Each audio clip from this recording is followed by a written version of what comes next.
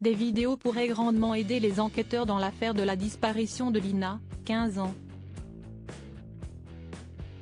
Mais celles-ci, qui appartiennent à des habitants, pourraient être illégales. Explication.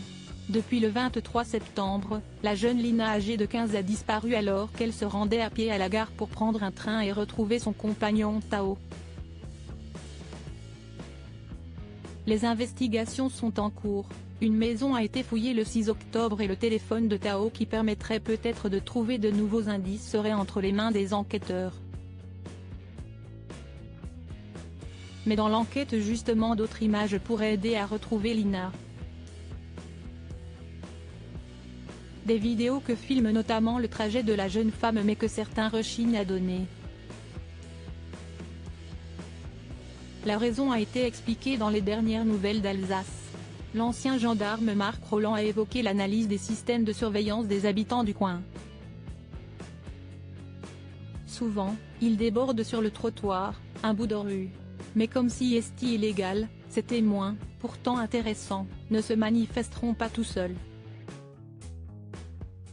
On peut imaginer que les enquêteurs vont faire un porte-à-porte pour déterminer qui en dispose, quelle caméra filme la rue et ça, sur toutes les voies irriguées depuis Plaine, a déclaré le capitaine, porte-parole de l'association professionnelle nationale militaire gendarmes et citoyens. Petite précision et pas des moindres, il n'y a pas de caméra à la gare de Saint-Blaise-la-Roche.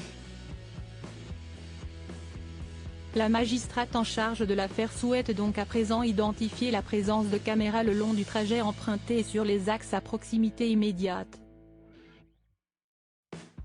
Lina enlevée par quelqu'un qu'elle connaît?